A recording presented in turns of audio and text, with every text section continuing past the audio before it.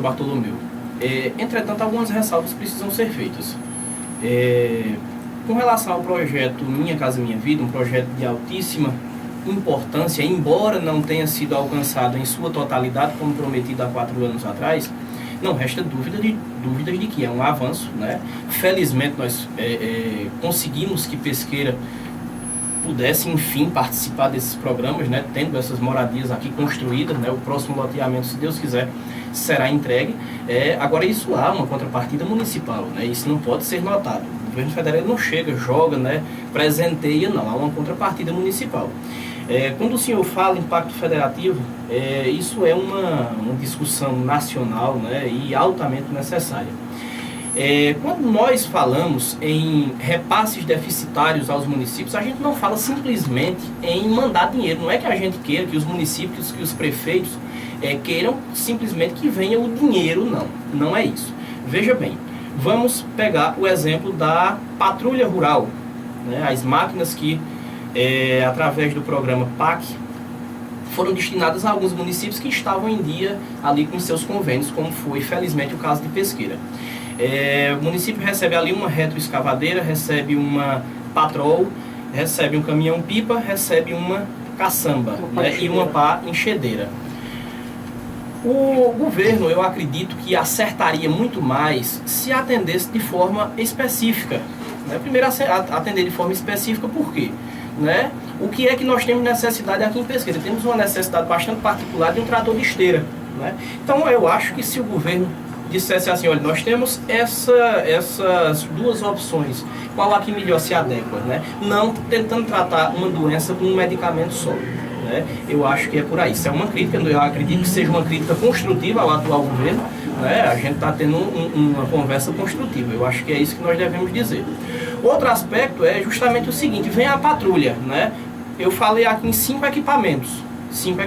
Aí imaginemos que a prefeitura que recebe esses 5 equipamentos está ali no limite de contratação de profissionais, né? Está ali no limite de contratação de pessoas e com uma situação financeira delicada. O governo federal, o que é que ele faz? Ele manda o equipamento, só que quem é responsável pela manutenção, abastecimento e pessoal para trabalhar são as prefeituras, né? Então, se o governo também pensasse nisso, eu acredito que poderia ajudar bem mais. Não estou dizendo que não está ajudando, né? Estou dizendo sim que está ajudando, mas poderia ir além, né? Quando a gente fala em déficit com relação a recursos, a gente trata também disso, né? É positivo o programa, está trazendo benefícios aos municípios brasileiros, está. Entretanto, poderia ser melhor, né? Essa é uma crítica construtiva que nós direcionamos ao governo federal. A melhoria, ela se constrói no dia a dia, né? Não existe essa história de que todo projeto ele tem que ser aperfeiçoado no dia a dia.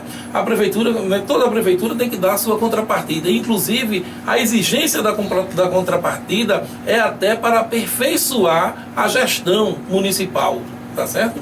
Então, no governo federal não pode estar sempre o tempo todo sendo paternalista e atendendo a tudo. O governo municipal ele tem que se aperfeiçoar, né, se mostrar capaz de fato gerir, né, gerir os seus problemas e os projetos eles vão ter que ser o tempo todo negociado e ir se aperfeiçoando.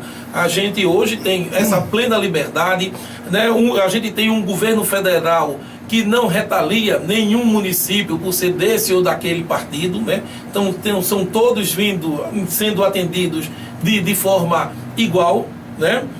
De forma igual, né? Diferente das práticas políticas que nós tínhamos antes, onde apenas os meus eram beneficiados, os outros não eram preteridos, eram deixados de lado. Então todos os partidos, né, que estão nas gestões municipais e estaduais têm sido atendidos, todos os gestores têm sido atendidos. Agora, claro, o aperfeiçoamento de todos os projetos tem que se dar na dinâmica da implementação do próprio projeto. Então, nós temos aqui em Pesqueira e no estado de Pernambuco, né, uma obra grandiosa do governo federal, né, que foi pouco falada aqui, a adutora do Agreste. Né? A adutora do Agreste está aí, né, sendo implementado com planos de ser, né, com projetos, com perspectiva de se encerrar em final de 2015, e onde tem 90% está sendo posto em prática pela Compesa, não é isso? Mas 90% dos recursos do governo, né, são do governo federal, tá certo? E uma obra importantíssima aqui, inclusive para o município de Pesqueira e os municípios da região. Então, o governo federal, como tem um projeto de inclusão, a gente não, o Partido dos Trabalhadores não está retaliando ninguém desse ou daquele partido, com essa ou com aquela outra cara. Está todo mundo sendo incluído, já que quem vai ser beneficiado é a maioria da população. Muito bem, certo. O senhor falou aí na sua fala sobre a obra, né, essa obra que todos os pernambucanos que residem no Agreste podem ser chamados como testemunha. A adutora do Agreste, a tão sonhada adutora do Agreste, idealizada pelo ex-governador Eduardo Campos, né, que apresentou o projeto, e o governo federal abraçou a ideia, é verdade. Né? O governo federal, através do Ministério da Integração Nacional, o qual tinha à sua frente o ministro Fernando Bezerra Coelho, né, também grande quadro do PSB pernambucano, e essa obra ela foi iniciada na gestão Eduardo, tendo sua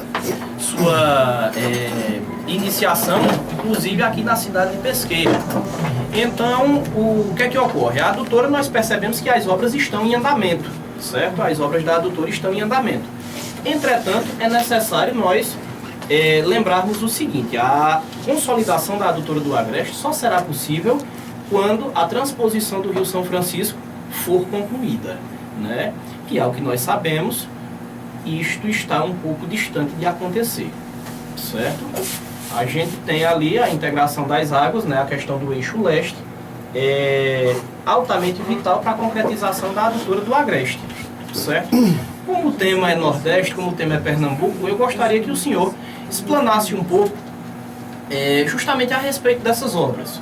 Essas obras como transposição do Rio São Francisco, que foi iniciada no governo petista, no governo Lula, né? Foi iniciada, né? Foi continuada no governo Dilma Rousseff, no governo petista. Entretanto, parece que está um pouco distante de ser concluída, né? O que é que está acontecendo? Qual é a razão disso?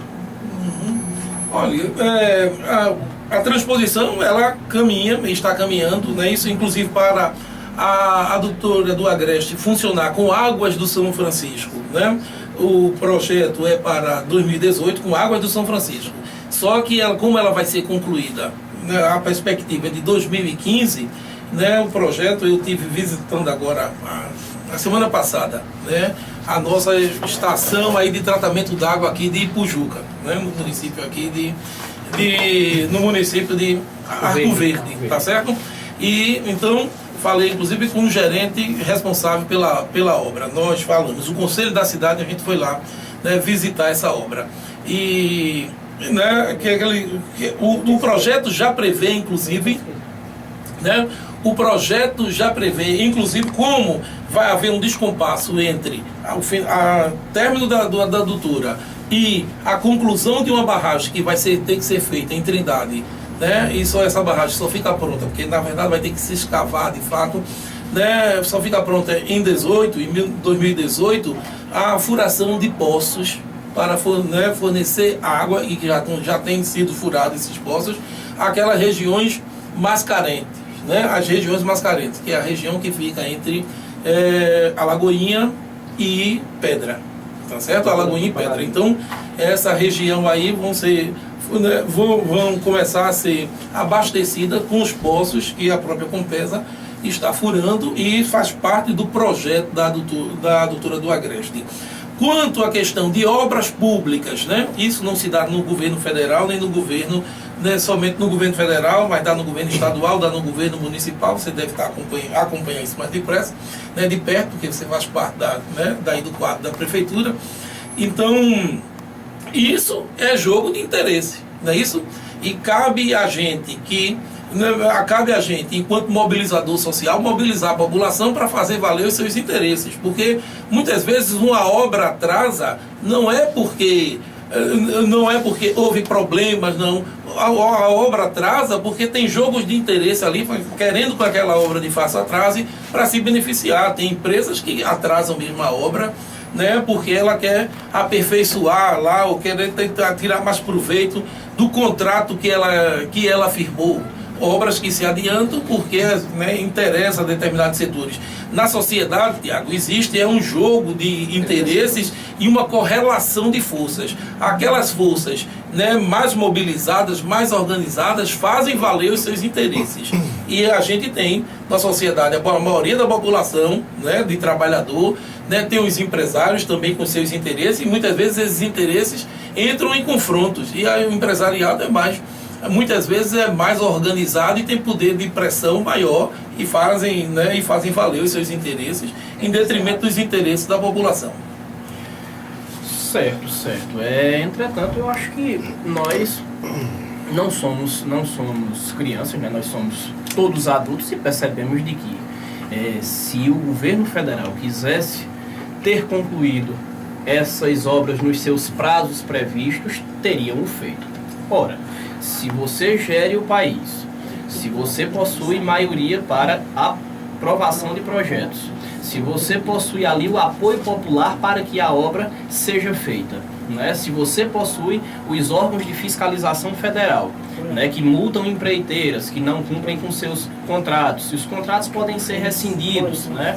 Se todas essas situações podem ser resolvidas, porque infelizmente não acontecem, certo? Nós temos isso como exemplo na transposição do Rio São Francisco, temos também com relação à Transnordestina, né? Isso que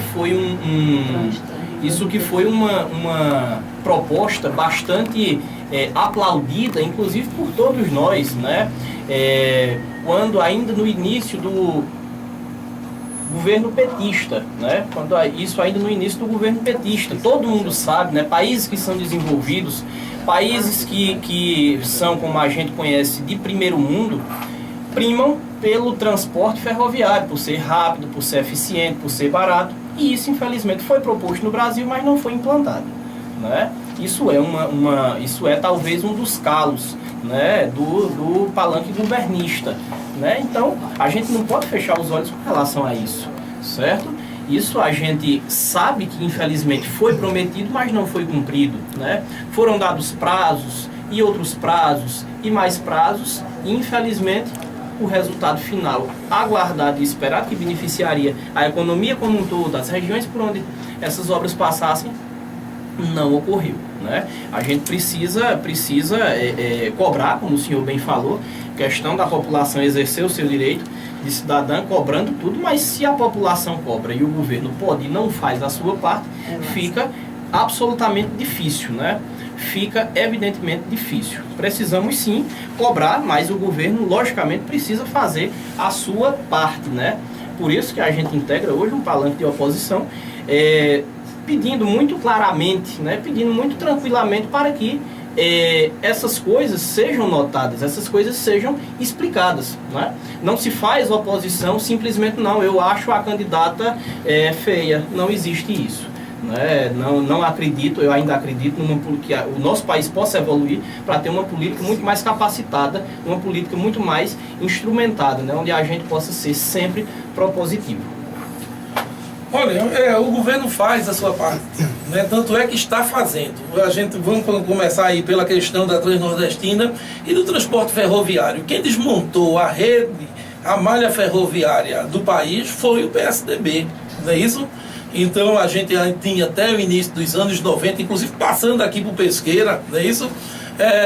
Passando por Pesqueira, trem, né? E quando o PSDB assume o governo, ele desmonta, né, toda a malha ferroviária do país, né?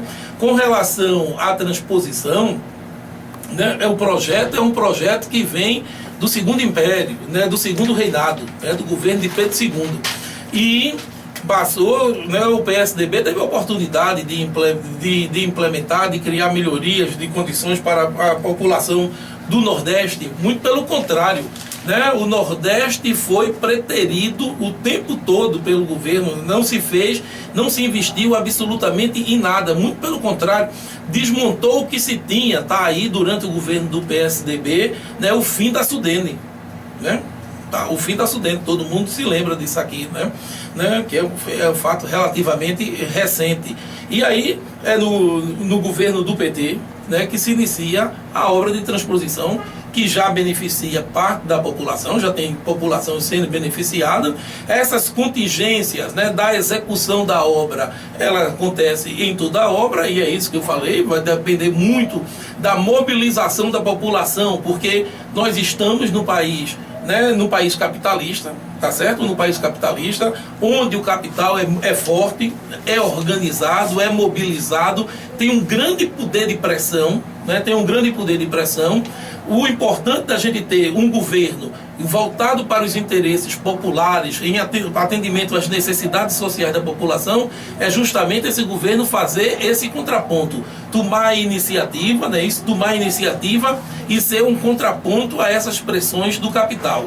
As pressões do capital. Agora, evidentemente, que é necessário que a população também se mobilize, né, e ajude o governo a executar dentro do prazo, dentro da expectativa, né, da população as suas obras. A gente sabe que a necessidade vai muito além, está muito além, né, do andamento das coisas, né, sobretudo da coisa pública, né, das obras grandiosas.